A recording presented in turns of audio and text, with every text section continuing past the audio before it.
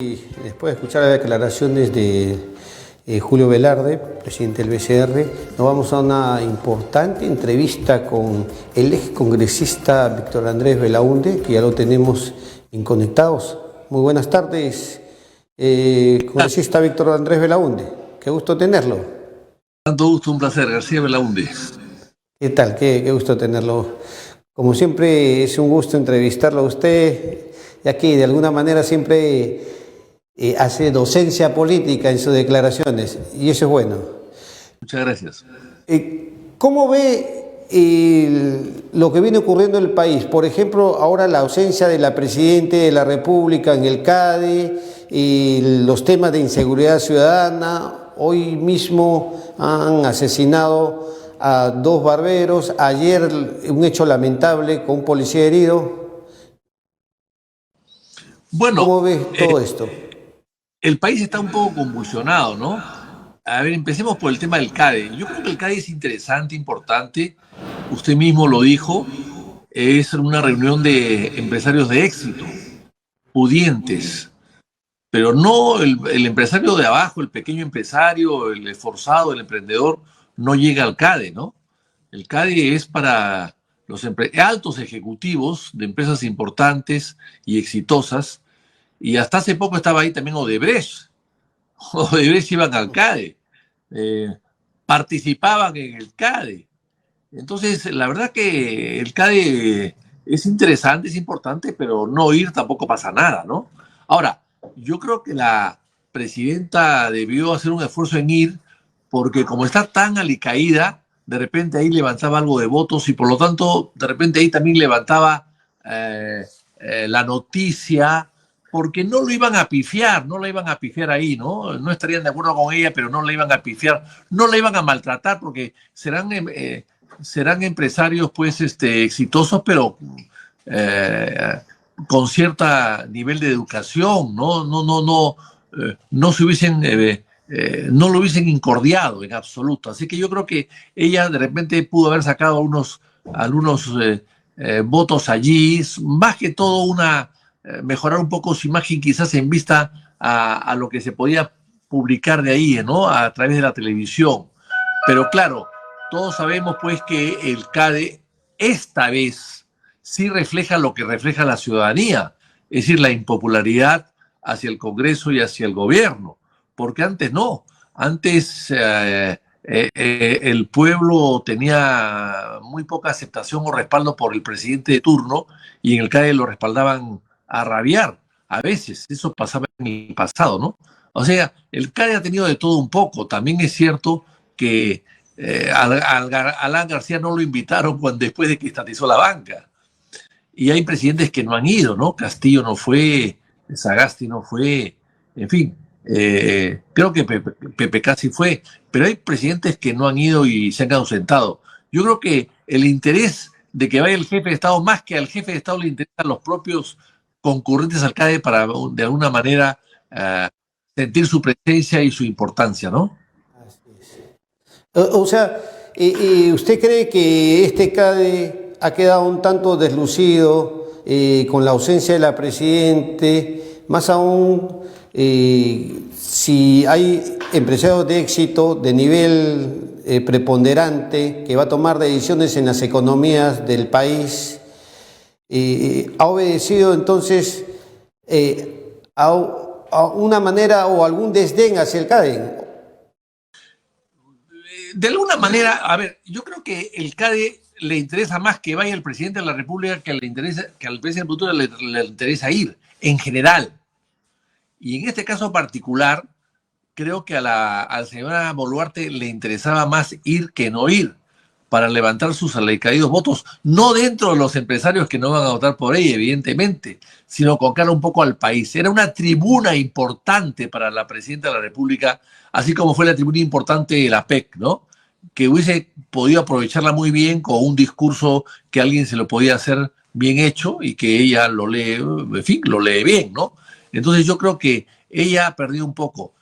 No la iban a maltratar, no eran las barras bravas que le van a recibir en absoluto. Así que yo creo que ella ha perdido más. Pero también el CADE le interesa que vaya el jefe de Estado, ¿no? Para sentirse que tienen algún peso en la política peruana, ¿no? La presencia del presidente de la República en este tipo de conferencias le da peso al CADE, que es lo que tiene más peso en el IPAE. El IPAE está hoy día, digamos, no pesa tanto como pesaba antes, pero el CADE levanta el IPAE, que es la institución a la cual, que es la institución que organiza estas conferencias anuales, ¿no? Y lo viene organizando desde el 61, si más no me equivoco. Ahora, hay un detalle, señor García Belaunde, con respecto a lo que usted ha manifestado. No todos los empresarios, sino son los empresarios de cierto nivel, como decía, también estuvo Odebrecht en un momento dado, pero los gamarrinos, por ejemplo, no están presentes ahí. O sectores, los gamarrinos. No, imposible. Además, y cualquiera no puede ir porque vale, creo que 1.000 soles, claro. $1.000. Participar en el CAE no baja de $1.000. Es una élite la que va ahí, que no hay que despreciar de ninguna manera, ¿no? En absoluto. No, pero claro. Es gente muy importante y que aporta mucho al país. Pero no es, pues, no es la conferencia anual de todos los empresarios del Perú, en absoluto. Es de un sector importante, pero no de todos. Perfecto. Entendido entonces esto. Ahora vayámonos a lo que viene ocurriendo el día a día en la calle y lo que viene golpeando a la ciudadanía, que es la seguridad. ¿Cómo ve usted esto y cómo ve usted la reacción del gobierno? Mire, el gobierno está sin reacción, lamentablemente, ¿no? La violencia ha subido mucho en el Perú. En el Perú ha habido inseguridad en algunas épocas de su existencia, evidentemente, ¿no? Pero nunca antes como ahora ha habido tanta violencia y tan fuerte la violencia, ¿no? Y eso se debe porque se han permitido que ingresen el lumpen, que venía del norte de Venezuela. Maduro nos ha mandado el lumpen, ¿no? De cada 10 venezolanos que llegan al Perú, probablemente 1 o 2 esa parte es el lumpen, ¿no? El resto hay gente muy distinguida, por supuesto, y que aporta al país, pero ese 10 o 20% del lumpen que ha mandado Castro, que ha mandado Maduro, como hizo Castro con los Marielitos a los años 80, igualito, abrió las cárceles y soltó a la gente para que se vaya a Miami. Bueno, eso mismo ha hecho Maduro, ¿no? Y eso nos está haciendo mucho daño al país. Y es una pena que el gobierno no reaccione. A todos los delincuentes extranjeros se les debe expulsar ipso facto, como se dijo y se prometió. Pero hasta ahora no hemos visto ningún avión que salga con delincuentes deportados, ¿no? Ninguno. Y después hemos visto también que hay complacencia en ciertos sectores del país donde hay delitos y nadie hace nada, ¿no? Hay zonas ubicadas en las ciudades donde se sabe que hay delincuentes y la policía no entra. No entra, hay zonas cerradas donde la policía no entra ni quiere entrar. Y finalmente hemos visto que hay un desorden. Fíjense, yo viajo constantemente al sur chico, y me encuentro con 5, 6, 8, 10 camionetas de la policía pidiendo el berebete y la revisión técnica de los autos que se van a Cañete o a Mala. Como si estuviesen buscando a Cerrón. En el peaje, en todos los peajes y en el Senasa hay una desvío, te desvían a ti en tu automóvil para preguntarte si tienes brevete o no. O sea, hay un derroche y una manera absurda de cuidar la seguridad ciudadana de una manera irracional. O sea, no falta inteligencia de los comandos para saber los pocos recursos que se tienen, emplearlos muy bien, y no se emplean muy bien. Hablado de Vladimir Cerrón, también está el hermano que ahora también acompaña este club de prófugos. Me refiero a señor también Boluarte, y llamado también el número 2, Nicanor Boluarte, quien se desea que tomara las decisiones de alto nivel en este gobierno. Ahora, ¿cuál es su opinión? Dos prófugos muy cercanos a la primera magistrada del país, que es la presidenta Dina Boluarte. Bueno, eso es sospechoso. Bueno, primero que le hace mucho daño a la presidenta, evidentemente, y segundo que es sospechoso que justamente las personas más cercanas a ella, por lo menos de los últimos tiempos, se hayan sustraído, sean no habidos, y este régimen que dice que los buscan no los encuentra. Todo eso es sospechoso, ¿no? Y lo que hace pensar es que hay un gobierno que no quiere capturar a la hermano del presidente, a la hermana del presidente, y que no quiere capturar al jefe de la presidenta en su momento, ¿no? Así que yo creo que es clarísimo el tema, ¿no? Es decir, el día que en el gobierno de la señora Boluarte caiga su hermano y Cerrón, yo creo que sería habrá que darle un premio Nobel a la señora Boluarte, ¿no? Será pues una gran captura, pero no lo creo que suceda.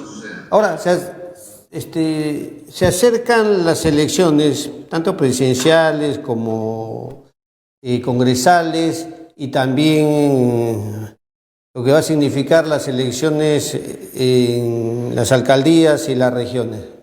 Ahora, ¿cuál es el papel de Acción Popular? ¿Cómo se va desarrollando los temas internos en Acción Popular? Ya que hemos visto lo que vino ocurriendo en el Congreso con respecto al tema de los niños, a las luchas internas que tenían ustedes dentro de Acción Popular, siendo un partido emblemático, histórico y con un líder muy representativo como lo fue Belaúnde Terry. ¿Cómo va Acción Popular? En un partido donde hay 280.000 inscritos como Acción Popular, usted comprenderá que no todos piensan igual, no todos tienen la misma conducta, no todos pues guardan las mismas reglas, ¿no? Entonces hay de todo, ¿no? Hay de todo. Pero creo que aún así hay cierta convivencia, hay cierta manera de llevar las cosas con algún tipo de cortesía. Se han expulsado ya varios miembros de la bancada, que eran los niños.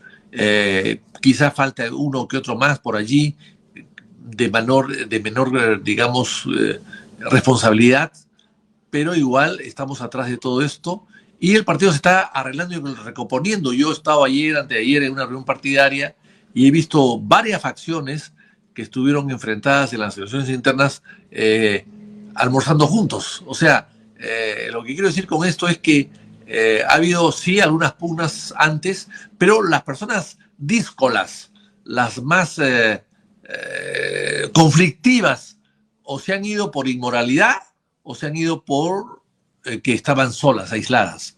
Y yo creo que eso es importante, ¿no? A partir de ahora Acción Popular está más coherente, es más consistente, está mejor manejado, mejor llevado, y los conflictos que crearon los que se fueron los conflictos con ellos, por suerte.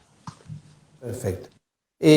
La última pregunta ya, la del estribo, parece importante. Siempre se habla sobre la vacancia o la posible vacancia de Dina Boluarte, pero que de alguna forma el Congreso la respalda y que hay un contubernio, un acuerdo y todo lo demás, lo que se comenta, se dice, se analiza.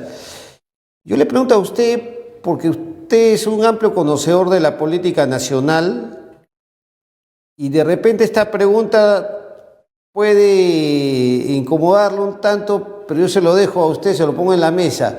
¿Sería conveniente la renuncia o la salida de Dina Boluarte para el Perú en estos momentos?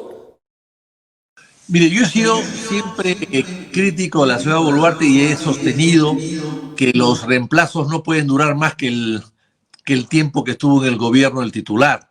La señora Dina Boluarte no debería gobernar más de lo que ha gobernado Castillo, inclusive yo creo, por lo que he estudiado en las exposición de motivos de cada uno de los proyectos de constitución que tuvo vigentes el Perú respecto a la figura del vicepresidente, que estos deberían ser mandatos muy cortos para llamar a elecciones. Y por eso es que planteé siempre que Dina llame a elecciones. Pero no se hizo, no quiso hacerlo. Yo creo que ahora, cada día que pasa, es más complicado, más difícil y puede crear más inestabilidad. Así que lo ideal sería convocar elecciones adelantadas, hacerlo de una manera normal y casi natural con unas pequeñas modificaciones que hay. Pero la vacancia, va faltando un año y medio para el gobierno y estando el país más o menos estable y con un pequeño crecimiento, que no sé si sería conveniente, ¿no? La vacancia no. Quizás no se ha perdido todavía la posibilidad de adelanto de elecciones, que sería algo más natural y más legal y más, bueno, el otro también sería legal, pero digamos más, con un proceso más natural, digamos. Pero si no se logra adelantar las elecciones, la presidenta no lo logra hacer antes del 28 de julio próximo, bueno, yo creo que el año siguiente es año de elecciones y por lo tanto hay que esperar nada más en los buenos resultados de las elecciones. Víctor Andrés García Belaúnde es congresista, historiador también, ¿verdad? Bueno, amante de la historia. Sí, porque siempre se recoge la docencia que ustedes hacen en cada entrevista. Pero soy amante de la historia, ¿no? Una pregunta así de que siempre he tenido curiosidad. Esa chapa de Vitocho, ¿quién se la puso? ¿Cómo es eso? Y yo los periodistas, ¿ah? Hace muchos años. Periodistas. Sí, porque a mí me decían Vito o Vitoto, ¿no? Ya. Y ahí surgió algún periodista se le ocurrió decirme Vitocho hace 20 o 30 años y ahí quedó. Ustedes pues son los que mandan finalmente, ¿no? Muchas gracias y hasta otra oportunidad. Bueno, esta ha sido la declaración de Víctor Andrés Belaúnde, siempre dando docencia política, explicando, porque es un amplio conocedor de temas políticos